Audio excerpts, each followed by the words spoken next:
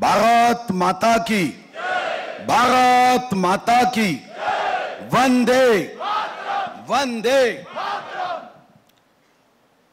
ज्यांनी आता माजी ऊर्जा मंत्री म्हणून आपल्या सर्वांमध्ये आपल्या भाषणाची ऊर्जा निर्माण केली असे महाराष्ट्र भारतीय जनता पार्टीचे कप्तान कर्णधार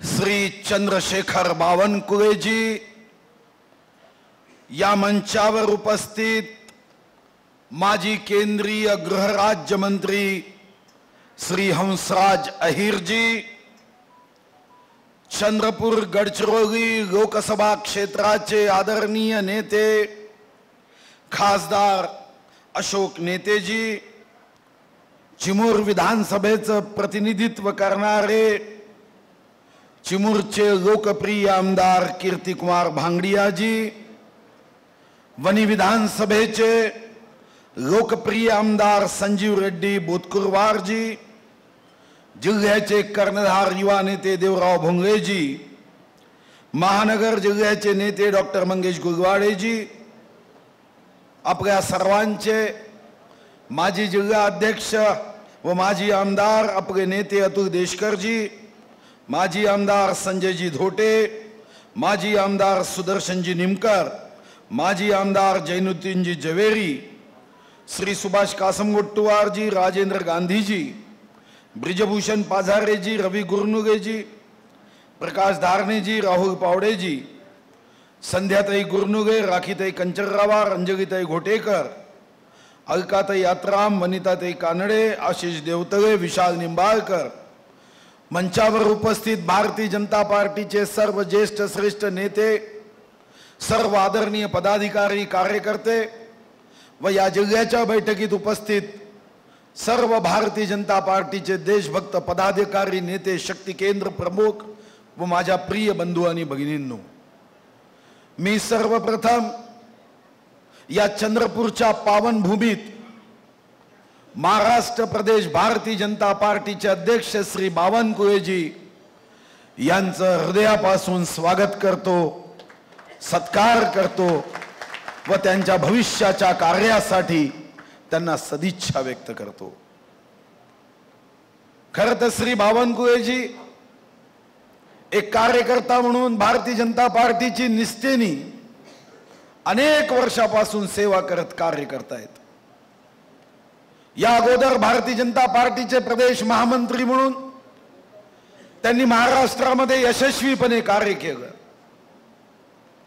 त्यांच्या संघटनात्मक कामाची दखल हे महाराष्ट्र प्रदेश भारतीय जनता पार्टीच्या नेत्यांनी तर घेतलीच, पण केंद्रीय स्तरावर या महाराष्ट्राच्या 2024च्या संकल्पाच्या सिद्धीसाठी, महाराष्ट्राच्या विजयासाठी श्री चंद्रशेखर बावनकुळेजी यांना प्रदेश अध्यक्षाची जबाबदारी दिली आहे।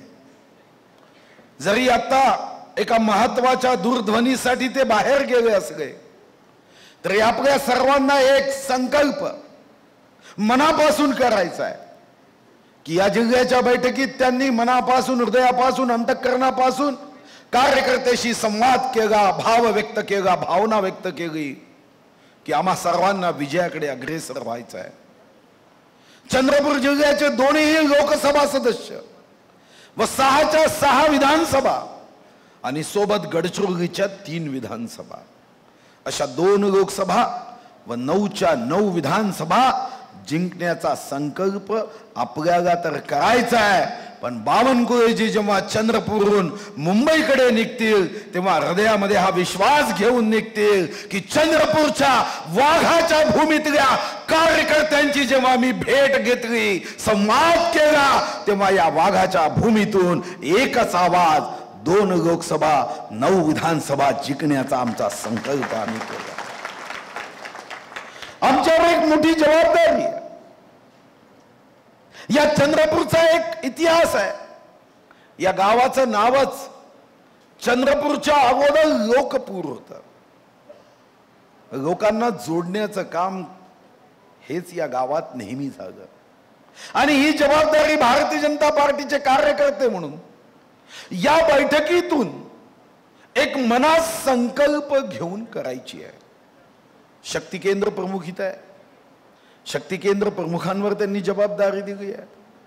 कॅमेरा बूथ सबसे मजबूत. हे खरं आहे की कोणत्याही राजकीय पक्षाच्या विजयाचं गणित मांडायचं असेल, सेवेचा मार्ग निश्चित करायचा असेल, जनसेवा हा महामार्ग हा जर आपल्याला ठरवायचा असेल तर फक्त नेता असून काम भागत नाही, विचार असून काम भागत नाही. तर त्यासाठी आपल्याला चांगला नेता हा सुदैवाने विश्वगौरव नरेंद्र मोदीजींच्या रूपात आहे. पंडित दीनदयाल उपाध्यायांनी सांगितलेला एकात्म मानववादाचा विचार आपल्याकडे आहे. पण यासाठी संघटना मजबूत हवी. विहीर आहे, पंप आहे, पण पाईप नसेल तर शेती पिकत नाही. नेता आहे, विचार आहे, पण त्याला सुयोग्य संघटन नसेल तर विजयाची शेती हे कधीच आपल्याला निर्माण करता येणार नाही. आज इथं फक्त आपण भाषण ऐकण्यासाठी आलो नाही. जसं माननीय बावनकुळे साहेबांनी सांगितलं की एकमेकाला दोष देऊन, एकमेकाशी स्पर्धा करून, एकमेकाशी ईर्ष्या करून, एकमेकाचे पाय उडून पक्ष कसा वाढेल. मी अनेकदा पाहतो काही लोक, काही कार्यकर्ते फोन करतात, फोनवरून दुसऱ्याची निंदा नागस्ती करतात, त्याला कमी लेखण्याचा प्रयत्न करतात, तो कसा चुकतो हे सांगतात. तो चुकला म्हणून मी मोठा होणार नाही आहे. त्याची निंदा करून आपण स्तुतीसाठी पात्र होणार नाही आहे. कधीतरी एकदा जिल्हा बैठकीत मी गोष्ट सांगितली, ती पुन्हा एकदा सांगितली पाहिजे की आपली अवस्था त्या पतिदेवासारखी आहे. कदाचित काही लोकांनी ती गोष्ट ऐकली, पण ती पुन्हा सांगण्याची आवश्यकता आहे की एक पतिदेव डॉक्टर गुगवाडे जसे ENT स्पेशालिस्ट आहे तशा एका ENT स्पेशालिस्ट कडे गेला आणि पतिदेव त्या ENT स्पेशालिस्टला म्हणाला की माझ्या बायकोला ऐकूच येत नाही, तिला काहीतरी कान जे आहे त्या दुरुस्तीची औषधी द्या. डॉक्टर म्हणाला की पेशंटला न बघता मी औषध देऊच शकत नाही. पेशंटला मला बघावं लागेल की तिला किती दुरून ऐकू येते. पतिदेव म्हणाला का माझी बायको हे मानतच नाही की ती बहिरी आहे. डॉक्टर म्हणाला अरे पेशंटच आला नाही तर मी औषधी कशी देणार.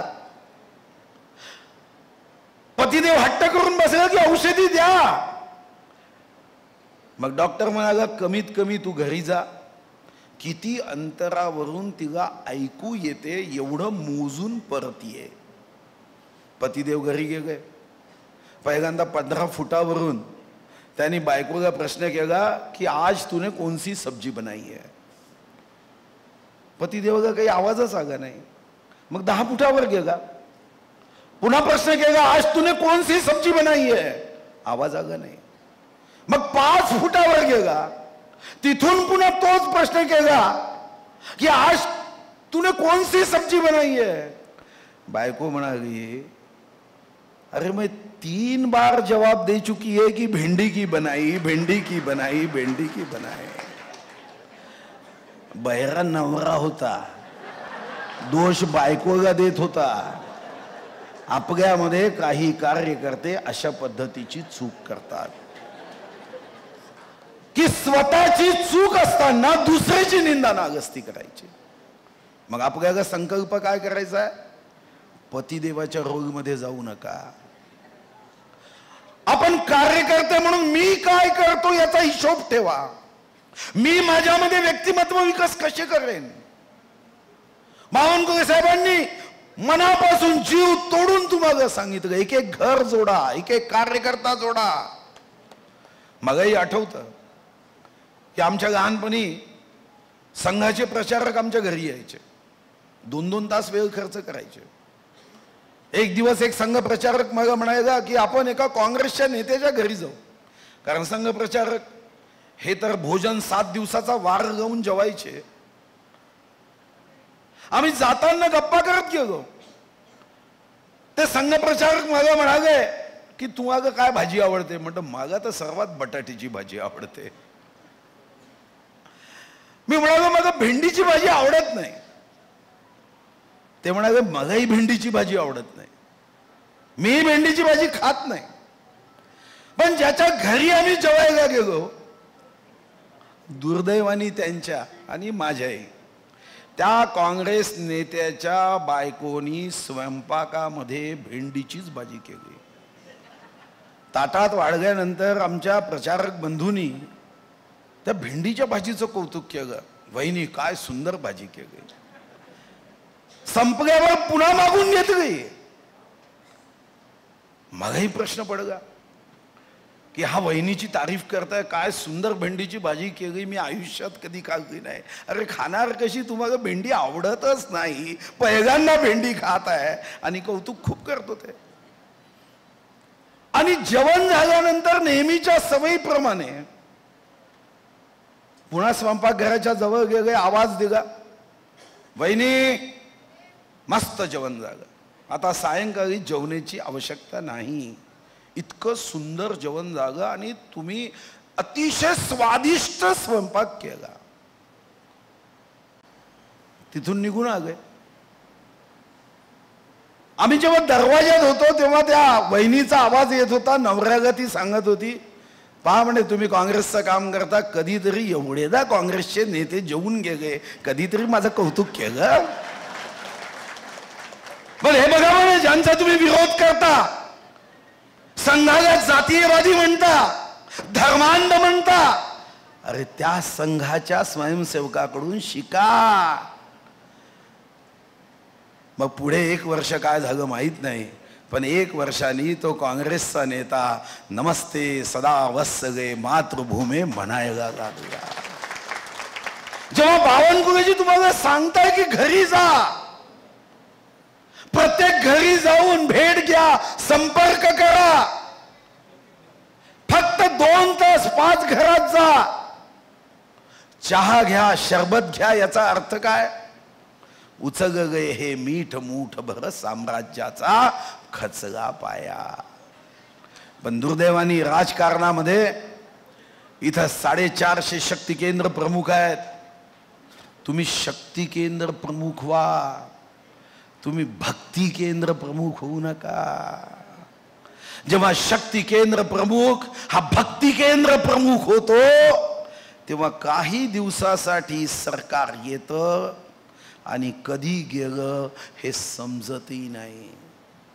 काँग्रेसने कधी शक्ती केंद्र प्रमुख हा विषयच केला नाही. त्यांच्याकडे भक्ती केंद्र प्रमुख होता. दल से नहीं दिल के नजदीक कौन है यावर त्यांच्या संघटनेची निश्चिती व्हायची.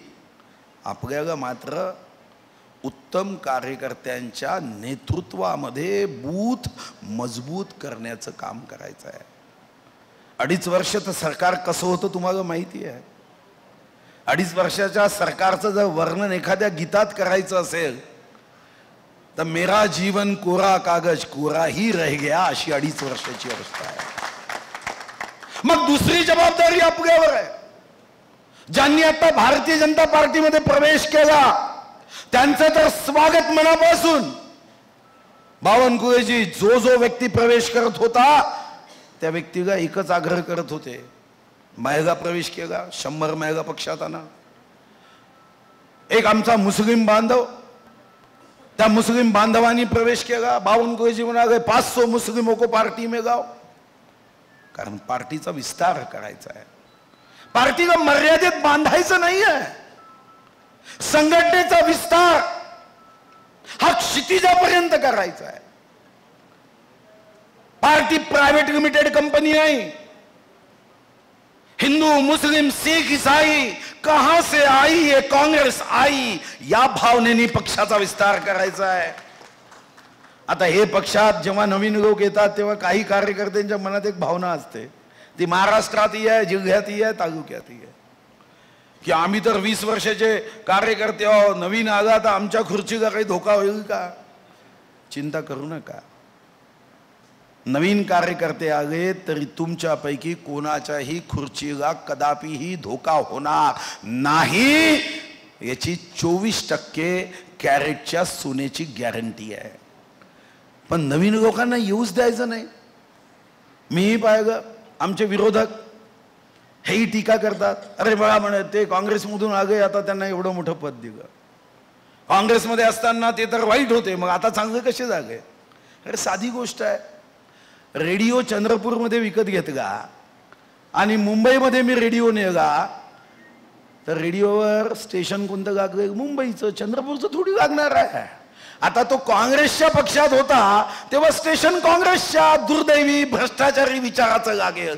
भाजपमध्ये आला तर सत्याचं, प्रामाणिकतेचं, जनसेवेचं हे स्टेशन लागेल. आणि म्हणून आपल्याला रेडिओ योग्य ठिकाणी गेल्यावर जसं योग्य स्टेशन लागतं तसं कार्यकर्ता योग्य ठिकाणी आला तर त्या कार्यकर्त्याची कृती ही योग्य होते, ही देशसेवेसाठी होते. पथ का अंतिम लक्ष्य नहीं है सिंहासन पर चढ़ते जाना, सब समाज को साथ लिए हमको है आगे बढ़ना. माननीय बावनकुळे साहेबांनी अतिशय उत्तम मार्गदर्शन केलं. पण हा उत्साह, बावनकुळे साहेबांनी जी ऊर्जा तुमच्यामध्ये दिली ती उत्साह आणि ऊर्जा यातून आपल्याला कोणत्याही परिस्थितीमध्ये चंद्रपूर जिल्ह्याच्या 6, गडचिरोलीच्या 3 आणि दोन्हीही लोकसभा जिंकायच्या आहे. अनेकदा आपण कुठं कमी पडतो, आपण कमी यासाठी पडतो की पाऊस कितीही आला आणि जर त्याला संघटनेचं योग्य धरण नसेल, पाठचार्य नसेल तर जसं पाणी शेतापर्यंत पोहोचत नाही तसं माननीय मोदी साहेबांनी कितीही विकासाची कामं केली आणि संघटनेने त्या विकासाच्या कामाला शेवटच्या व्यक्तीपर्यंत, त्याच्या घरापर्यंत, जनाजनाच्या मनामनापर्यंत पोहोचवण्यामध्ये संघटना कमी पडली तर सारा पाऊस समुद्रात वाहून जातो, व्यर्थ होतो. माननीय मोदीजींनी जितक्या योजना केल्या आज मी त्याच्यात विस्तृत स्वरूपात जाणार नाही, पण माननीय मोदीजी असतील की महाराष्ट्राचं सरकार असेल, ज्या योजना आपलं सरकार करतं त्या शेवटच्या व्यक्तीपर्यंत जाणे, पोहोचवणे ही यंत्रणा आपल्याकडून उभी केली गेली पाहिजे. आणि ही उभी करायची असेल तर सर्व समस्यांचा एकच रामबाण उपाय आहे, ती म्हणजे सशक्त बूथ. या लोकसभेच्या संदर्भात हरदीप पुरी साहेब येणार आहे. मी गाडीत जेव्हा होतो तेव्हा बावनकुळेजी मग सांगत होते की 3 दिवसात रोज 7 मुद्दे,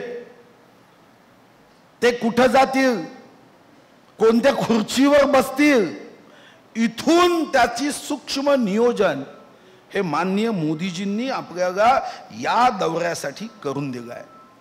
आता या दौऱ्यामध्ये आपल्यावरही जबाबदारी आहे की हा दौरा देवरावजी आणि गुलवाडीजी, बकानेजी असतील तर बकानेजी इतका यशस्वी करा कि माननीय विश्वगौरव, देश गौरव, गरीबों के मसीहा मोदीजींनी जो एक विचार या माध्यमातून तुमच्यापर्यंत पोहोचवण्याचा निर्णय केला, उलट टपाली हरदीप पुरीजींनी जाताना बावनकुळे साहेबांना प्रदेश अध्यक्ष म्हणून फोन केला पाहिजे कि बावनकुळे बधाई हो, मैं इतना व्यस्त रहने के बाद जो मैंने समय दिया, मेरा एक एक सेकंड चंद्रपुर जिला और यवतमाल जिले की लोकसभा में जाने के बाद मुझे आनंद देने वाला और यहाँ से जाते समय एक दिशा देने वाला हुआ.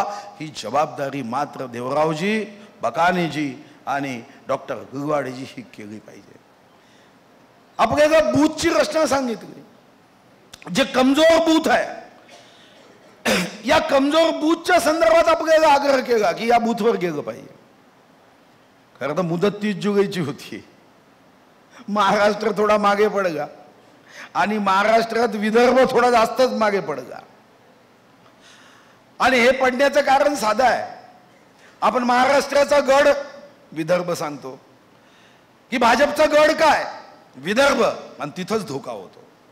ससा आणि कासवाच्या गोष्टीत हेच आहे की जेव्हा सशाला वाटतं की ही स्पर्धा मी सहज जिंकू शकतो, तिथंच धोका झाला. मागच्याही निवडणुकीत विदर्भामध्ये 62 विधानसभेपैकी आपण 44 जागा जिंकल्या होत्या. 2014 ते 2019 44 विधानसभा होता आणि आपल्या 6 जागा 19 मध्ये मात्र आपण 29च जागा जिंकलो. जर कदाचित आपण या 44 विधानसभा जिंकल्या असत्या तर आपलं सरकार भागीदारीमध्ये नव्हे तर हे सरकार पूर्णपणे भारतीय जनता पार्टीच्या विचारावर राहिलं असतं. यामध्ये आपला दोष आहे.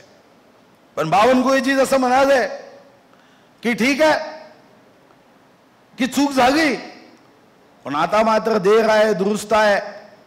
आता मात्र भाजपच्या कार्यकर्त्यांवर हे दायित्व आहे, जबाबदारी आहे की प्रदेश अध्यक्षांनी हे श्री गणेश भगवानाचे 10 दिवस त्यांनी या गणेश उत्सवामध्ये चंद्रपूरचा प्रवास सुरू केला. खरं तर माता जगदंबेचे ते भक्त आहे आणि मला माहिती आहे की मागच्या 5 वर्षात मा जगदंबेचं मंदिर सुंदर व्हावं, परिसर सुंदर व्हावा यासाठी ते मला अनेकदा भेटायचे. त्यांच्या डोळ्यामध्ये तो भक्तिभाव आपण पाहिला आणि आज माता जगदंबा मंदिरातून ते माता महाकालीच्या या पावनभूमीत आले आहे. माता महाकालीचा आशीर्वाद घेऊन, ऊर्जा घेऊन, शक्ती घेऊन, उत्साह घेऊन ते महाराष्ट्राच्या कानाकोपऱ्यामध्ये जाणार आहे. पण ते फिरत असताना आपल्याला ही काँग्रेस ही समूळ नष्ट करण्याचा संकल्प त्यांच्या सोबत प्रतिज्ञा म्हणून घ्यायचा आहे. सुदैवाने माननीय मोदीजींनी आज देशामध्ये तशीही काँग्रेस थोडी थोडी थोडी थोडी संपत आणली आहे. 1885 मध्ये काँग्रेसची सुरुवात झाली आणि आता काँग्रेसचे अतिशय मोठे मोठे नेते काँग्रेस सोडत आहे. गुलाम नबी आझादापासून गुलामीतून मुक्त होत आहे. ज्योतिरादित्य शिंदे सारख्या व्यक्तींनी काँग्रेस सोडली. जो हार्दिक पटेल गुजरातमध्ये माननीय मोदीजींच्या विरुद्ध अतिशय निम्न शब्दाचा उपयोग करायचा,